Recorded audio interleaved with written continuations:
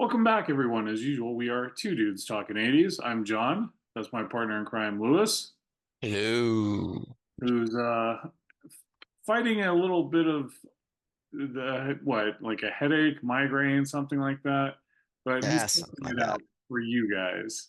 I'm just old and grumpy. Okay, so he's being old and grumpy. Hopefully, when we start talking 80s, it's gonna help him get in the mood. Um, Lewis came up with a really great idea for an episode. And then, as typical, I screwed it up and said, hey, why don't we do this instead? So, the impetus, and yes, I just said impetus behind this. Today, we're going to talk about Bon Jovi's debut self titled album. And the impetus behind this was this past Wednesday. Yes, I'm using it twice. That's our new iconic. Um, was the fact that on Wednesday I was very lucky to go to a screening of Thank You Good Night, which is the new four-part documentary on Bon Jovi, the band. I guess it's on Hulu. I don't know if it's all of the episodes have premiered yet or not. I don't know. But in attendance for this event was none other than Mr. Jon Bon Jovi himself. And between after they showed the first two episodes, he did a question and answer session. And then they showed the last two episodes. So, of course, most people boogied out after Jon Bon Jovi left. And I stayed for the third episode, and by then it was midnight. So don't ask me about the fourth episode. I can't tell you anything. But it got me to thinking like we should do something on Bon Jovi. Let's get our New Jersey in. And I love the debut album. It was something that, for whatever reason, spoke to me as soon as I heard it. And when it came out, were you a fan of the debut album when it came out, or did it take some time to grow on you? Did you have to go back to it? Um, Runaway was it stuck in my head. The first time I heard that, it's like, oh my God, that's such a great song. And then what is it? Breakout, I think's the other hit on there. So it's definitely got some good tunes on it. I liked it. I liked it from the get-go, to answer your question. All right. Well, this was produced by his cousin, uh, Tony Bon Jovi, which I thought was rather interesting. I guess he used to work there and record after hours. Um, it was released in January of 1984. And the highest it charted in the US was number 43 on Billboard. But what I found really surprising is this album has actually gone double platinum. Wow. Yeah, I remember when it came out, I thought it had gone gold in its initial run. Like I thought it did pretty well, but I never would have imagined double platinum. I'm sure that's the people that on to New Jersey and the other Bon Jovi hits and went and rediscovered this. But yeah, it's a double platinum album. Very interesting, man. It's a good album, man. I mean, it's one of those albums that's a little unsung. I mean, when when Wet came out, that sort of took front and center. But it is a good album. It's not Bon Jovi as the band as we know it now. Still some solid songs on there. Yeah, well, let's talk about it. You mentioned a couple tracks. Did you have some favorite tracks from the album? Definitely Runaway is my top pick on that one. Breakout's a good one. She Don't Know Me is pretty catchy. A little cheesy, but pretty catchy. And to be honest, I can't remember any of the other ones on there. It's been a little while since I've listened to the CD front to back. Do you have the CD? I do. I do. Oh, I'm surprised. And it's out of the cellophane, huh? It's out of the cellophane. Um, I would agree. There's actually a lot of songs on here that I really like. I thought it was a really, really solid album. And I was, like I said, I connected with it right away. In a way I didn't connect with, some of their later stuff. I had to go back to it. But interesting, you mentioned She Don't Know Me. That is the only song on a Bon Jovi album that has no writing credit from any member of Bon Jovi. That's a, Mark Havelsek or something like that. I can't pronounce his name. Wrote it.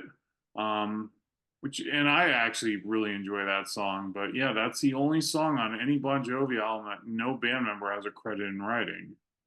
So I don't know yeah. what else. I don't know what else he did. For me, some of my favorites. You mentioned Runaway, and of course, you got to. That's a great one.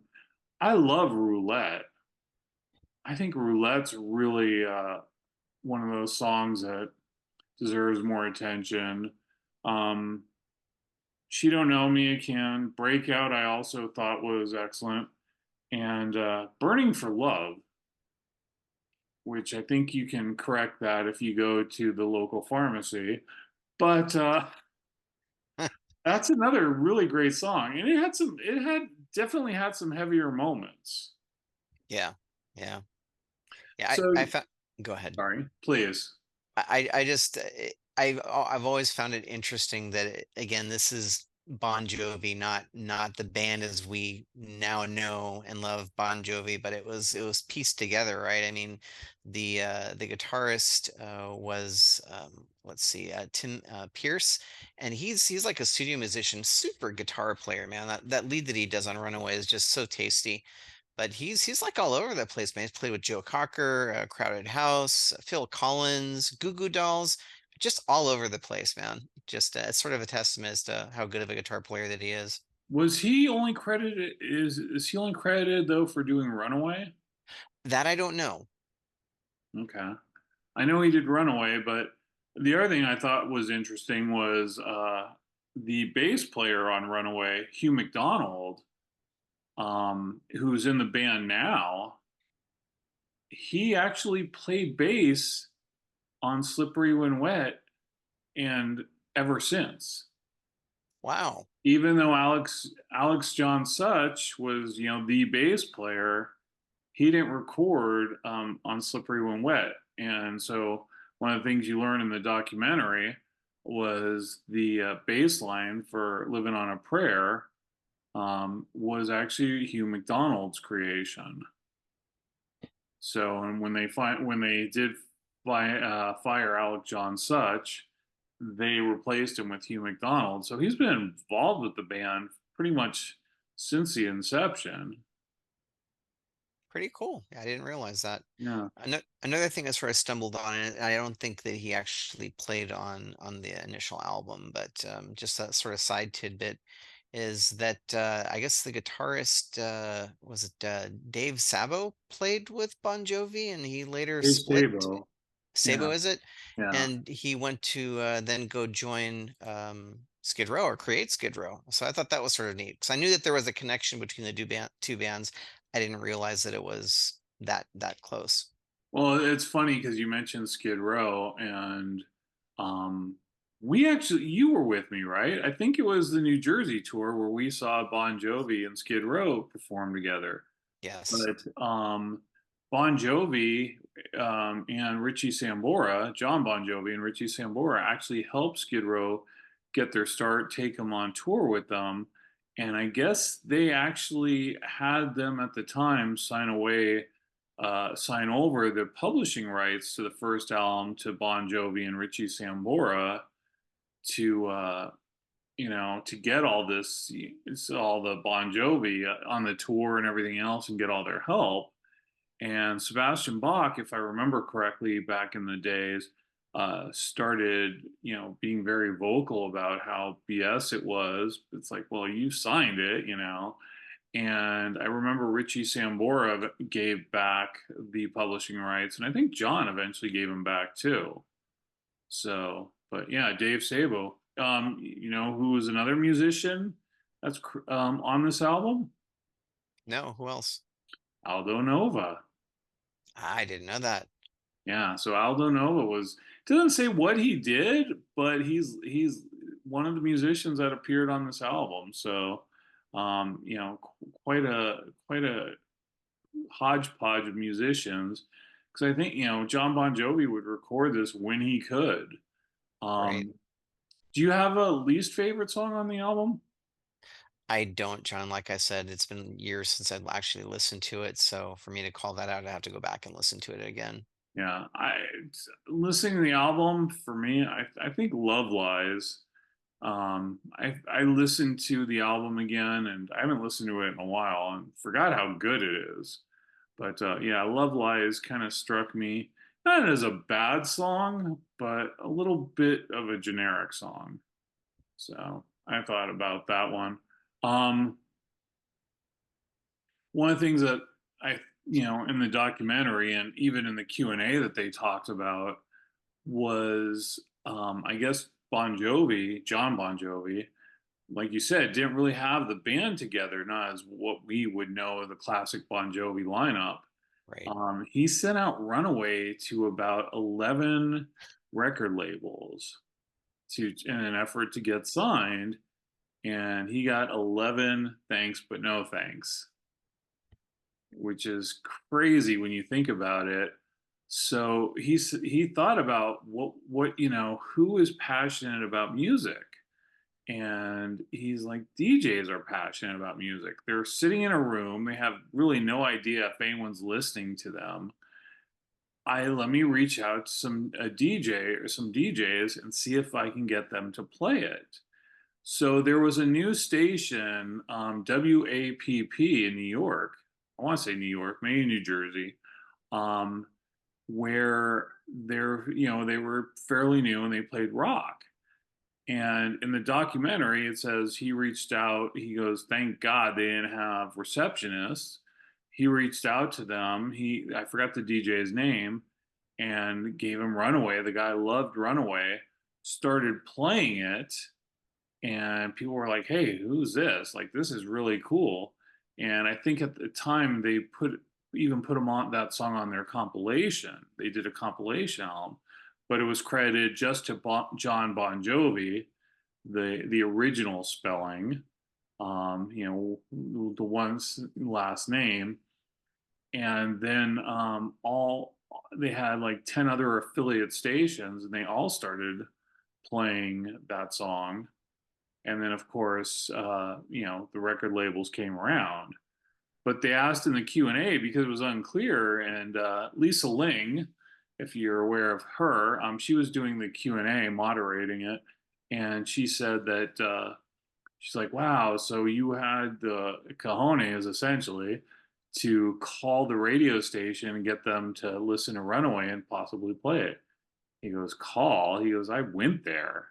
He goes, "That's why I'm thankful they didn't have a receptionist." So he actually drove himself out there or took some sort of transportation and went in person to present Runaway to this DJ. It's funny because I can just picture that, right? I mean, John Bon Jovi's got this personality that I think is very magnetic, right? I mean, I could totally see him just selling this to the DJ and being really successful at convincing the DJ to go ahead and play it. I could totally picture that. Yeah, I could too, and it worked. So, do you remember? I don't know if you ever watched American Bandstand with Dick Clark. Oh gosh, yes, I did. Did you remember Bon Jovi's performance on there? I recently ran across it. I think it was on Instagram. I spend way too much time on Instagram, and I did see them play, not through the whole thing, but I saw that performance. Not back in the day though. I didn't see it back then. It's funny because I remember I had just got a VCR. My family had just gotten a VCR, and I had started recording stuff. And I think the very first like VHS compilation tape I had like I want to say it was Bill Murray's appearance on Dave Letterman promoting Ghostbusters. It had Bon Jovi on American Bandstand, and they performed Runaway and She Don't Know Me. And I had Dawkins on there as well, like on my first, I think it was like my first compilation where I just try and record things I thought were cool. But it was really funny because Dick Clark's interviewing them and talking about how young they are. And I think Bon Jovi, in between the two songs, and I think Bon Jovi made some sort of comment like, oh, I can't wait to turn 35. Isn't that when Social Security comes or something like that? I Now he's miss that. now he's old, so like us. But He's he's older, right? I think he's 62. But it was crazy because and he was their thing with the documentary is they had footage of him playing the bars at like 16, 17, the same bars that Springsteen had played. And I guess when he was in a cover band, when he was really young, he was performing a Springsteen cover, and Bruce Springsteen walks up, a teenage Bon Jovi, and without telling him, he just happened to be there and starts performing uh, the Springsteen song with Bon Jovi. I always So hope that things like that happen to me, man. Like if you're sitting in the bar or something like that, that just never happens to me. And I've heard of things like that happening around here, but that would be just so wild. you want Bruce Springsteen to go up on stage and sing with you, you'd have to perform. No, no, no, no, no, not me necessarily performing, just happening to be like at that bar where John Bon Jovi, this unknown, is playing. That someday you'll go, hey, yeah, I saw him play when he was nobody. And as an added bonus, Bruce Springsteen shows up and does a duet with them. I mean, that must have been just amazing to see that. Yeah, I don't. I'm trying to think if I've ever had something like that, and I really can't say that I did. I remember when I came out here in the late '90s or maybe mid '90s for training to Los Angeles. Some of me and some of my coworkers, we went to Universal City Walk to do different things or whatever. And they went to a bar that they had at City Walk, and Bonnie Raitt showed up and performed. So they were Wow, super stoked. I'm not a big Bonnie Raitt fan, so I don't feel like I missed anything, but still, it still would have been cool. Bonnie Raitt shows up and starts performing. Um, definitely. do you remember the videos? No. Well, I remember a lot of really bizarre facial gestures of Richie Sambora. That's all I remember. I remember it being pretty cheesy. Yeah, Runaway, which is really weird. Like, I don't know what, and Bon Jovi laughed about it too. He was talking about how, bad the early videos were. He said, yeah, we write songs and they have meaning to us. And here comes some guy that has no idea what the band's about, no idea what the song's about. It's their vision, and they tell us what to do. He goes, that's a great artistic way to do things. And Runaway, I watched it today and I'm just like I'm still scratching my head like what is going on? That girl with the really beautiful long hair and she looks all scared and she looks like she's has some powers or something like that and all of a sudden she switches and she's this rock girl and she's swishing her hair back and forth and I don't know what it was supposed to be, but it's still better than She Don't Know Me. I was watching She Don't Know Me, and I remember like loving the song, and the video was like, "What is it?" And it's basically like Bon Jovi walking with this, and there's this female that's there, a very attractive female, and she's not having it. She's just not. She's just keeps walking away, and it's really a strange video. And then they show the band playing, and apparently they were playing in like gale force winds because everything's blowing all around them. And then at the end, she's leaving this diner. It's actually I watched it and I'm like, is this supposed to be the same girl? Is this a different girl? This girl is more dressed up, and she leaves this diner, and they have these two Hispanic guys leave the diner, seemingly like looking like they're gonna, jump her or something. Bon Jovi goes out. You don't know what transpired, and but the girl seems okay, and he turns and looks the other way, and it's the other girl. And I don't know if they were supposed to be the same girl or not. And he looks at her, and the car pulls up like an old Chevy, and she gets in the back seat of it and drives away.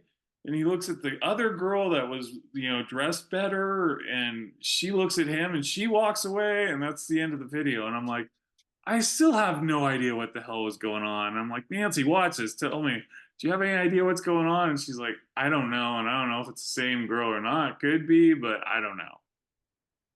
It was the 80s, man. You just didn't question stuff like that. It's like, oh, hey, here's a video. Okay, cool. I always question that stuff. I hated those kinds of videos. It's like, oh, geez, it's bad. Go if you want to have a laugh, go back and try and explain to me either one of those videos.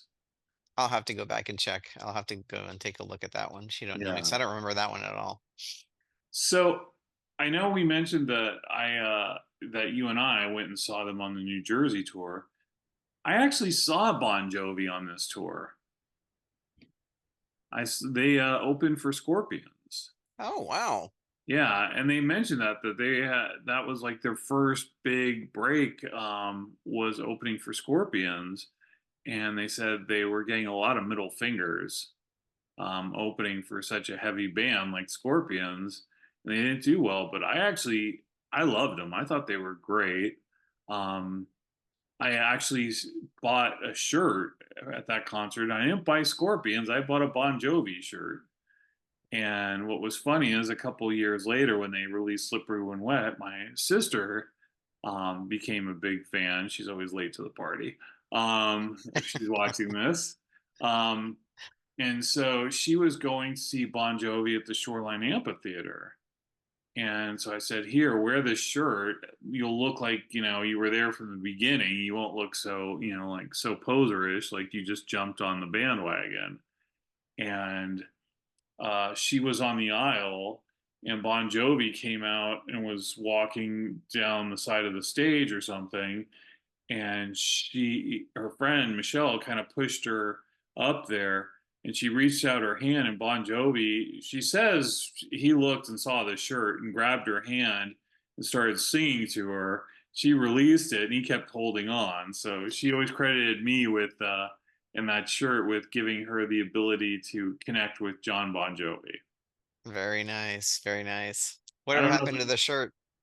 I don't know. My sister had it. So, did you ever hear that story? I think I did. I started to remember it as you started to go into Okay. it. So, getting back to the documentary and the Q&A, the documentary I think is really interesting because the I guess last or this I think the documentary took place or was filmed in 2022.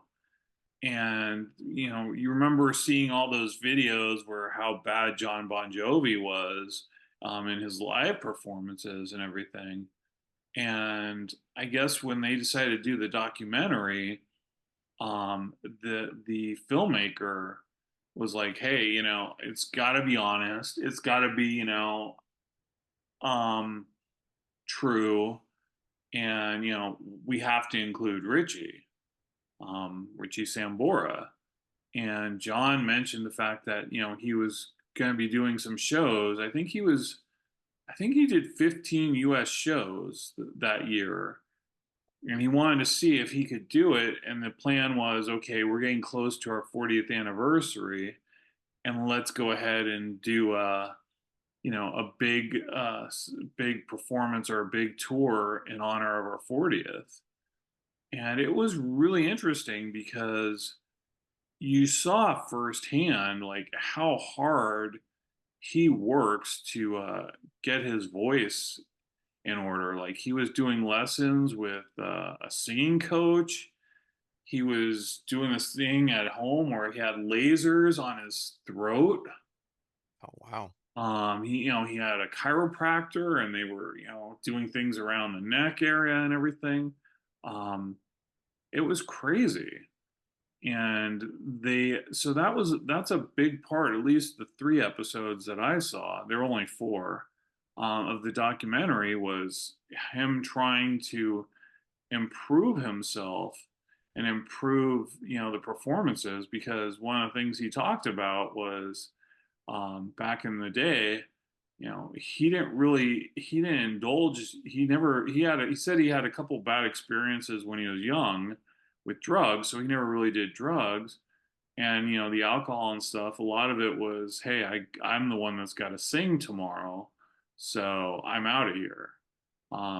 So it was really eye opening, and I think it bothered him too. But and he was mentioned that he had read some of the reviews, which he doesn't usually do, and it was difficult for him. Yeah, it's tough. I mean, we've had this conversation before. Uh, Singers, as they age, a lot of them unfortunately use or lose a lot of their vocal abilities. There's a few exceptions out there, but it's one of those things that it's not like somebody that plays guitar. Granted, that could happen too, where they get arthritis and they're not able to play. But the singer is usually, as they age, you sort of expect them to lose a little bit of their range and control, and it's unfortunate. It's just real unfortunate, but it is what it is. Yeah, and one of the recurring themes throughout this documentary was that if he couldn't perform to what his standard was, then he was going to pull the plug. He's like, I don't need the money, I don't need the adulation, and I don't want to damage, the legacy. So it was really interesting, and I like I said, I haven't seen the fourth episode. The third episode, he actually went ahead and had surgery because the Wow. doctor said that his vocal cords weren't closing completely. So he went ahead and had surgery in an effort to correct that, which was supposed to improve it. And one of the things he said in the Q&A, which I thought was really true, and he's like, "Look," he goes, "I'm not going to be that guy in the '80s. I'm not going to be that guy in the '90s. I'm not going to be that guy in the 2000s. I can't be that guy. None of us can." And it's really important for me to accept that, and also do everything I can to be the best version of myself right now at this age. And that, if I'm not up to that standard, because I can't be that guy, he goes, but if I'm not up to a standard that I feel is acceptable for who I am now, then I'm just not going to do it. And I think that was a really cool part of the Q&A, and it kind of a reminder to all of us, right? Like, we can't do these things that we used to do. Um, for example, I started training Muay Thai again, and I hadn't trained Muay Thai in 11 years. And I was training with this guy the other day, and he was dying, like, and I just said, hey, cardio wise, you'll get there. You just need to come every day and focus on being a little bit better each day. And we were talking after class, and I mentioned something about my son.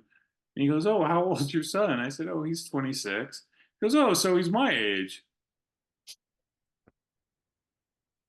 Those Yeah, are always great. I guess so. So it's like, okay, when I'm training with these guys, I have to realize these are 26-year-olds and younger, a lot of them. I'm not going to be that guy. Like, I can't compete with them and keep up with them. So what's the best version of myself that I can be at this incredibly old age? And that was kind of a nice reminder, to hear it from Mr. Jon Bon Jovi. So I thought that was kind of interesting. I think that's really admirable because you've got a lot of folks out there that I don't know if they're doing it for the cash grab or what. I mean, and I hope I don't upset the five fans that are watching our show right now. Even five is being generous, but take for instance Motley Crue, right? I mean, Vince Neil, when you see videos of him singing and stuff, it's tarnished what you remember from him, in their heyday. And I think it's really cool that Bon Jovi is going, you know what, it's got to be at least X perfect. And if it's not, then I don't want to taint what we've built. I think that's pretty cool. I think so too. Oh, by the way, we mentioned people that still have the ability. I got to bring this up because I thought it was super cool. If you don't know about it, I got a thing from the Whiskey A Go Go to go down to pick up tickets um, for the house band from Hell, which actually was Bruce Dickinson's solo band. And I was like, gosh, I could do it, but I already had plans for Friday and Saturday night, and I love Maiden, but I don't know his solo stuff. So I was like, I don't know. But the people that went to pick up the tickets on Friday morning at 10 a.m. at the Whiskey A Go Go box office were greeted by a very special person selling tickets, none other than Bruce Dickinson himself. And I just had to mention that. I thought that was super cool and such a great thing to do. I heard he was kind of slow, but I think people were rather forgiving. Super, super cool. Yeah, I saw that clip that you sent me, and or that the snapshot. That's really, really neat. And especially the fact that it's like, oh wow, Bruce Dickinson just sold me tickets to his show. Yeah, absolutely. Yeah. All right. Well, I think we're about done here. Anything you want to add about Bon Jovi's self-titled album? No, no, it's if you haven't listened to it and you like Bon Jovi, go out and buy it. You will not be disappointed. It's good stuff. It's really good stuff, and it still holds up today. So appreciate it. Way to go through this, Lou. Show that extra heart, and power through that headache and everything. So thank you, brother. Well, as always, we appreciate you guys watching. I actually had a really nice comment. Somebody commented on our video a couple weeks ago, just a few days ago, that about the forgotten albums of the 80s and said that we introduced him to some new music. So I Oh, just that's want to point awesome. that out, and that's certainly something we love to hear. If we can turn you on to something new, whether it's the original Bon Jovi album, some forgotten bands, that's what we try to do. Otherwise, we just try to amuse ourselves. So thank you for that wonderful comment. I forgot the person that wrote it, but it was awesome. Made my day, and now Lewis, it makes your day. But as always, Absolutely. we appreciate you guys watching. Please hit the like button, hit the subscribe button if you haven't done so. We're going to take next week off because I'm going to go visit Mr. Betancourt over in San Francisco. If you've ever seen the bachelor party scene in the movie Bachelor Party, that's what we're going to recreate over the weekend. But no one's getting married. Horse tranquilizers, here we come. And Lewis, take us out, brother. I'm scared now. Peace out. Thank you guys.